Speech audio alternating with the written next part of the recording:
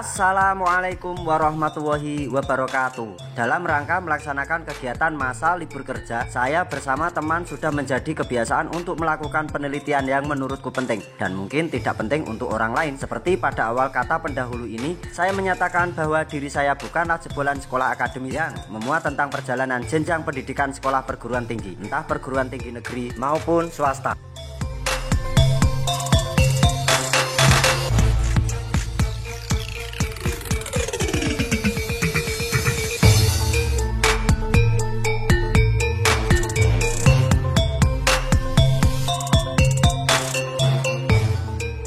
Walaupun masih banyak cerita rakyat di wilayah lainnya, saya pribadi masih menaruh rasa heran di wilayah ini. Masih belusukan di seputaran lereng Gunung Kendali Sodo. Hanya sebagai perbandingan saja, ketika wilayah lain sudah mulai redup tentang kisah cerita rakyat, sudah mulai hilang atau rusak tentang jejak arkeologinya. Namun di sini, di tempat ini, di lereng gunung kecil ini, masih tetap kental tentang cerita rakyatnya dan masih tetap terlihat bukti-bukti tinggalan sejarahnya.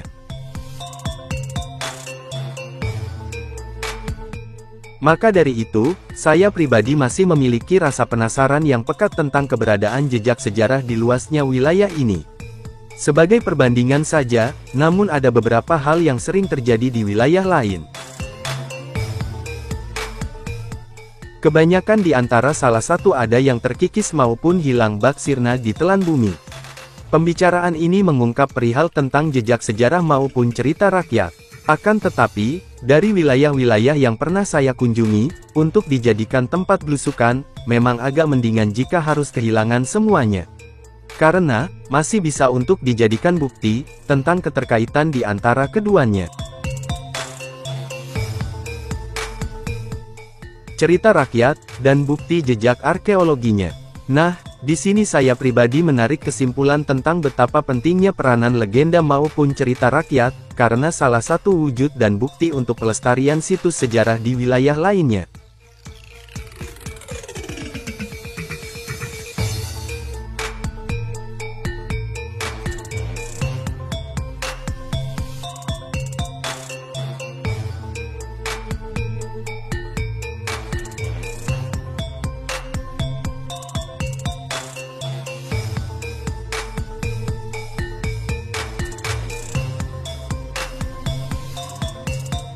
Memang misteri, jika saya menyebutnya. Ketika jejak sejarah yang tersembunyi, bermunculan dengan menunjukkan eksistensinya. Bahkan, kabar keberadaan jejak tersebut terbang, seolah-olah dibawa oleh angin hingga sampai ke telinga kita. Disinilah letak kegembiraan dan kebanggaan kita. Menyambangi dengan cara belusukan, kita bisa tahu misteri yang tersembunyi di balik kesakralan Gunung Kendali Sodo. Dari banyaknya tinggalan leluhur yang masih tersembunyi, hanya beberapa saja yang dapat kita ketahui, dapat kita lihat, dapat kita raba keberadaannya. Makanya sungguh sangat disayangkan, apabila jejak-jejak tersebut tenggelam semakin dalam. Terus, bagaimana cara bercerita dengan anak cucu kita, sedangkan bukti dari leluhur sudah tenggelam atau rusak karena kurangnya kepedulian kita? Hanya sekedar mendokumentasi sebuah kegiatan saja, ketika yang asli rusak, hilang atau tenggelam. Maka, bukti dari dokumentasi bisa membantu mengingat dan menceritakannya. Bagaimana mungkin, kita akan melupakan kegiatan yang berharga ini, walaupun aneh di kalangan orang lain. Tapi di kalangan kita, dan mereka yang paham, akan memberikan penilaian yang sangat positif yang turun dari pikiran dan nurani. Tidak gampang dan juga tidak mudah seperti membalikan telapak tangan. Mengenali dan mengenalkan tinggalan leluhur kita, harus banyak belajar dan mengembangkan sebuah pemikiran. Hasil pemikiran yang mampu dicerna dan mampu dikenal. Jika kita mempelajari dari karakter kontur tanahnya yang subur, banyaknya bangunan dan jejak-jejak lainnya pada masa itu, saya pribadi sangat yakin, sebelum datangnya Islam ke Nusantara, lereng Gunung Kendali Sodo sudah memiliki peradaban yang ramai di masa itu.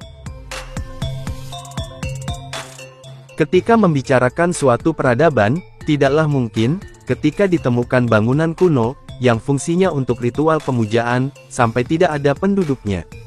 Dan apakah mungkin, ketika tinggalan berupa Watu Lumpang dan Yoni tidak ada penduduknya? Padahal, dibuatnya Batu Lumpang dan Yoni sebagai penunjuk, bahwa di lereng Kendali Sodo sangat ramai peradaban kala itu. Ramai, makmur, sejahtera karena mulai berkembang dengan hasil daripada pertanian. Masih kurang apa lagi, untuk menunjukkan ketika suatu wilayah muncul mulai dari peradaban masa lalu. Kita buktikan dari air, pertanian, bekas bangunan pemujaan, dan beberapa piranti pemujaan. Dan saya yakin, peradaban itu masih membekas di lereng gunung ini, masih terasa suasananya, masih terlihat kearifannya dan masih banyak lagi gambaran-gambaran yang membuat kita semakin bangga.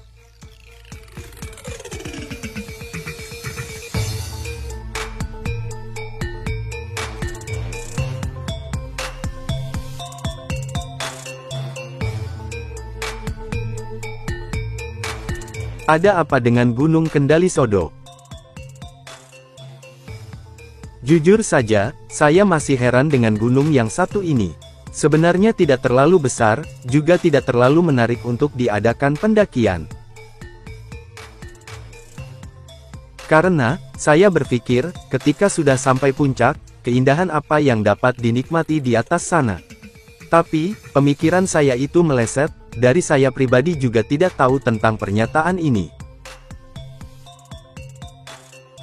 Seolah-olah, gunung tersebut menggambarkan tentang dirinya, dan mengisyaratkan sesuatu untuk dibalik semua itu ada misteri apa. Bukan soal mistisnya, bukan pula soal kesakralan gunung tersebut. Dari dulu, hingga sampai sekarang pun, kewibawaan mistis dan sakralnya gunung tersebut sudah ada. Apalagi di balik kesakralan dan kemistisan yang dibalut dengan legenda atau cerita rakyat. Berbagai unsur yang tertuang pada kisah gunung tersebut, sudah tidak diragukan lagi. Ketika mendengar nama Gunung Kendali Sodo, yang terlintas dalam pikiran sudah barang tentu, gunung tersebut membawa aura mistis yang pekat.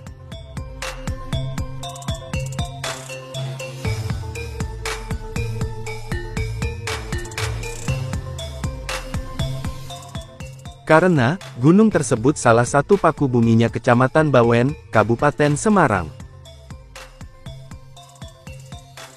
Dan pikiran yang berikutnya, pasti mempunyai pendapat bahwa, Gunung Kendali Sodo memiliki penjaga dengan argumentasi yang berbeda. Sebenarnya banyak sekali, jika harus memberi penilaian khusus untuk gunung tersebut, jangan membicarakan tentang kesakralan dan kemistisannya.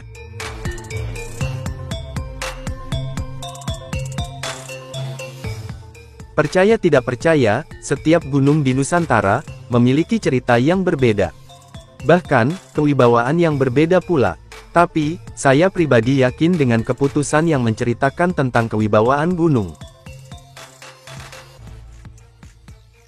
Beberapa waktu yang lalu setelah membuat tulisan bersumber pada cerita rakyat, akhirnya, saya mengeluarkan pendapat dengan pemikiran yang berbeda.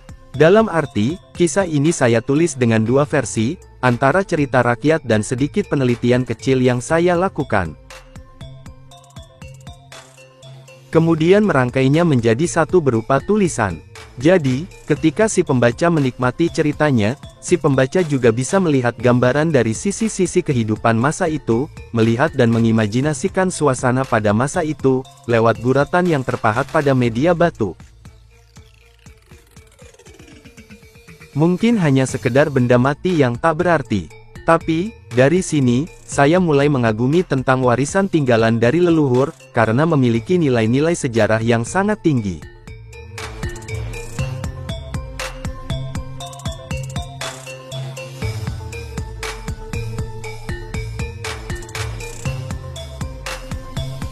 Langsung saja pada inti bahasannya. Kemarin, tepatnya pada tanggal 20 Desember tahun 2023, saya bersama teman komunitas sejarah mengadakan belusukan ke sebuah tempat di lereng Gunung Kendali Sodo sisi sebelah selatan. Secara kebetulan, tempat yang kita kunjungi, terdapat situs cagar budaya berupa petirtaan kuno. Petirtaan kuno dengan sebutan Sendang Seklotok. Nah, untuk melengkapi penjelajahan situs di lereng Kendali Sodo, saya tambahkan keberadaan situs kecil yang terpisah dari luar komplek petirtaan tersebut.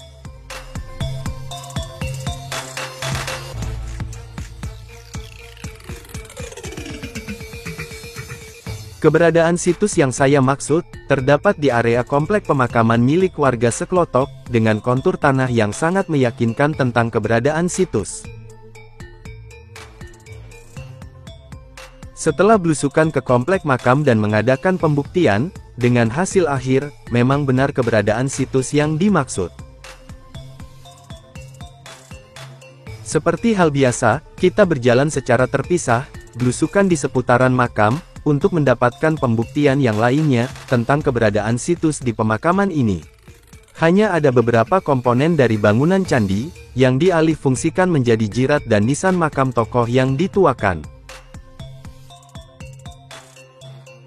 Setelah beberapa saat kemudian, tidak ada tanda-tanda yang menunjukkan bahwa beberapa komponen dari bangunan candi, yang menunjukkan berasal dari komplek pemakaman ini. Jika memang benar komponen-komponen tersebut berasal dari komplek makam sini, seharus ada beberapa tinggalan yang muncul di permukaan tanah. Yang menunjukkan bahwa, komplek makam ini pernah berdiri bangunan candi. Hasil dari beberapa informasi yang kita kumpulkan, melalui pertanyaan yang kita ajukan kepada warga, tidak cuma 1 atau 2 orang saja. Ternyata, komponen batuan candi yang menghiasi makam sesepuh desa, tidak berasal dari komplek pemakaman ini. Melainkan, komponen-komponen tersebut tindahan dari Sendang Seklotok.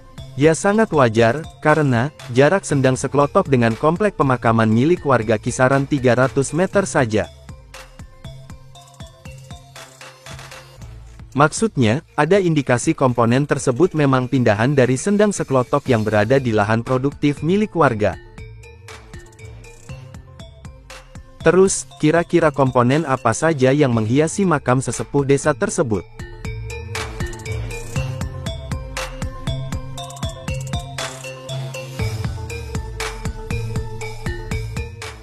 Yang pertama 4 buah umpak. Dari keempat buah umpak tersebut, ada satu umpak yang sangat menarik.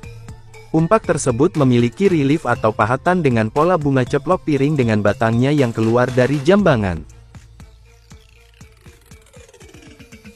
Yang kedua, dari beberapa komponen yang saya ketahui. Komponen ini berada di antara selasar atau kaki candi. Komponen tersebut memiliki bidang pelipit berpola kelopak bunga padma, atau lebih dikenal dengan pelipit genta. Untuk komponen lainnya hanya batuan pengisi sebuah bangunan saja, dan memiliki alur pengunci yang dapat dihubungkan ke komponen lainnya. Dan satu hal lagi yang paling penting, keberadaan bangunan candi biasanya satu tempat dengan keberadaan makam-makam yang dituakan, walaupun tidak semua makam dan bangunan candi selalu di tempat yang sama. Masih banyak yang belum kita belusuki, masih banyak yang belum sama sekali kita eksplor, untuk menyibak tabir di balik mistis dan sakralnya Gunung Kendali Sodo. Memang misteri, jika saya menyebutnya. Ketika jejak sejarah yang tersembunyi, bermunculan dengan menunjukkan eksistensinya. Bahkan, kabar keberadaan jejak tersebut terbang, seolah-olah dibawa oleh angin hingga sampai ke telinga kita. Disinilah letak kegembiraan dan kebanggaan kita.